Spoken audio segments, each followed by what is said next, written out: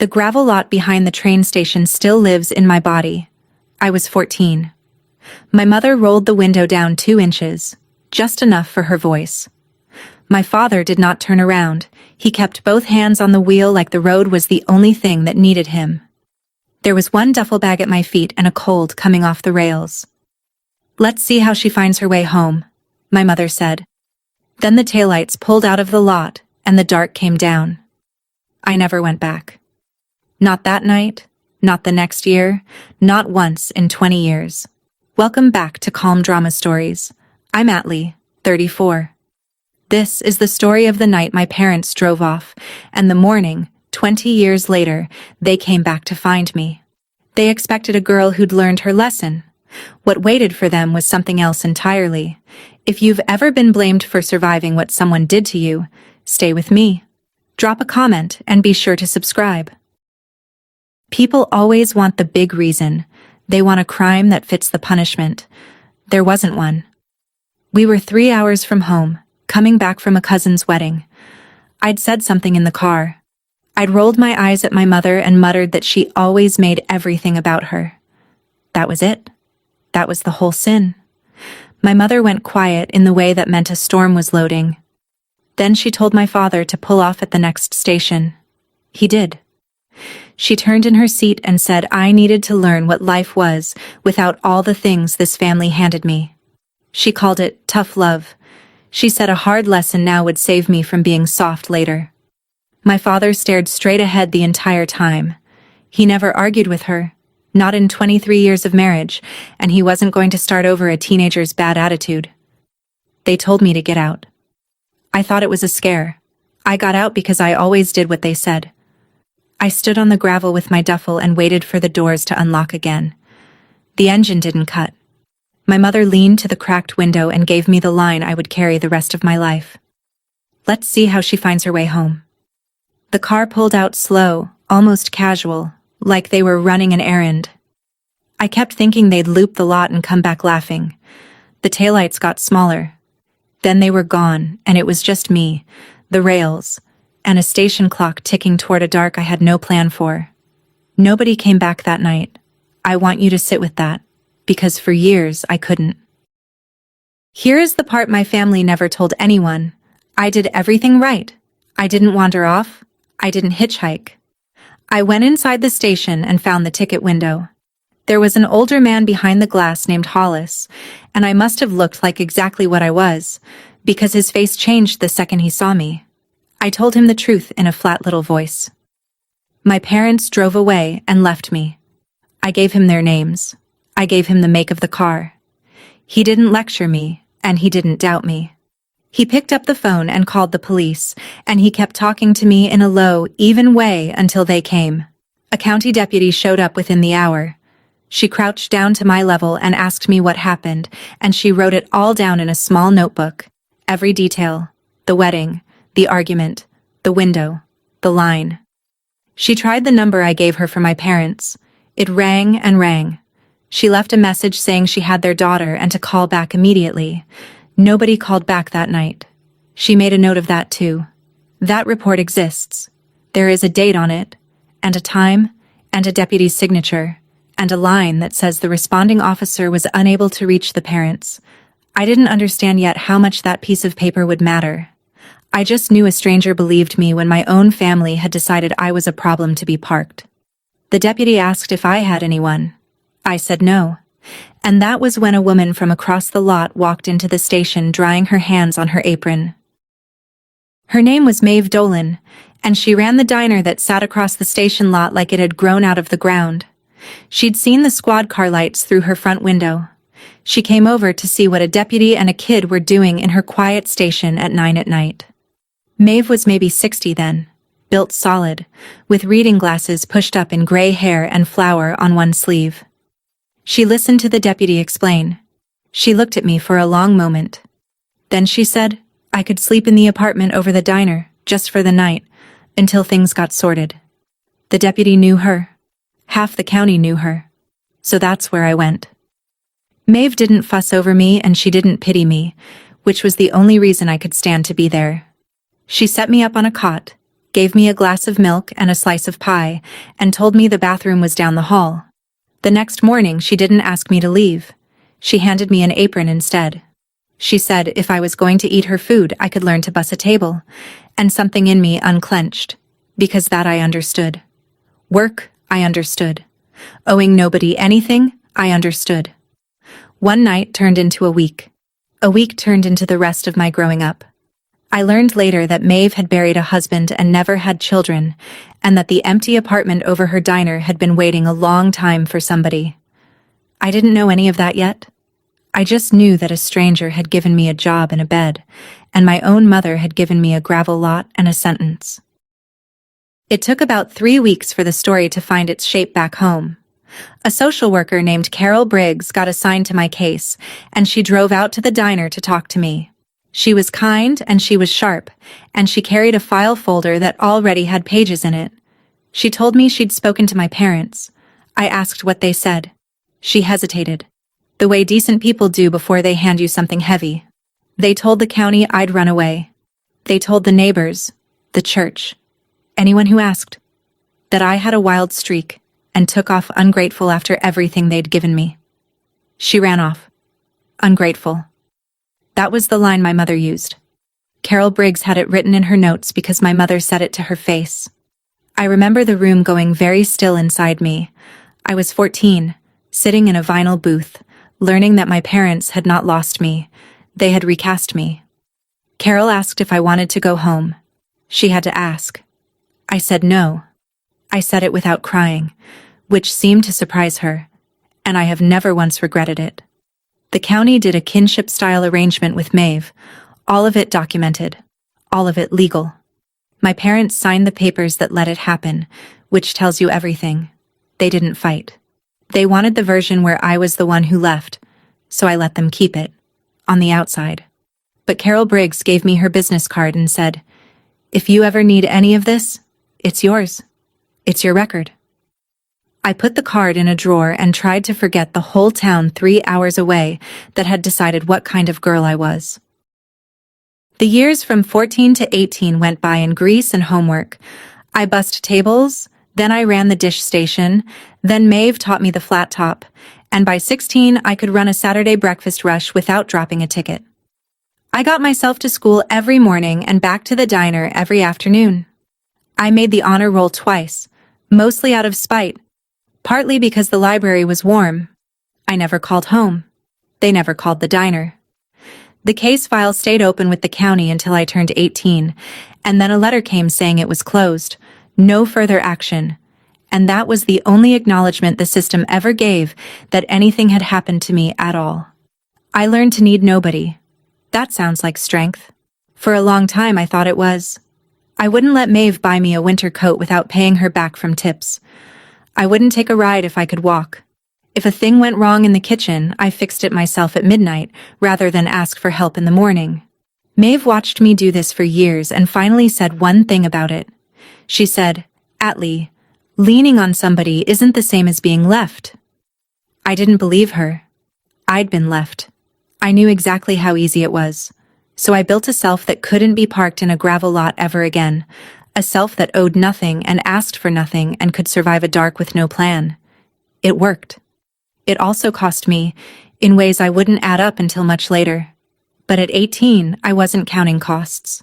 I was counting covers and tips and the number of years left until that diner could somehow, someday, be mine. Maeve didn't hand me the diner. That would have offended us both. When I was 26, she offered to sell me a steak. On terms, like a real buyer, and I took it and paid every month without missing. By 30, I owned the whole thing, papers in my name, the loan in my name, the risk in my name. Then I went to work on what it could become. The diner had been a good, tired place for 30 years. I made it a good, alive place. I kept Maeve's pie recipes exactly, because some things you don't touch. But I redid the floor, opened up the back wall, added a Sunday brunch that pulled people from 2 towns over. We went from 40 covers on a busy day to 160. I hired a cook named Diego who could have worked anywhere and stayed because I paid him right and listened to him. I hired Pam, a 50-year-old Army veteran who ran the floor like a sergeant and loved every regular like family. We expanded into the empty unit next door, twice the seating. The bell over the front door rang all day. I lived in the apartment upstairs, the same one where I'd slept on a cot at 14, except now it was mine, with my name on the deed and Maeve's old reading chair by the window. Strangers who came in for the first time always said the same thing. They said it felt like home. They had no idea what that word cost me, or how far I'd had to walk from a gravel lot to earn the right to make a place that felt like the thing I never got. I built it anyway. That's the part my family would never have predicted. I didn't just survive the lesson, I outgrew it. I won't pretend the armor came free.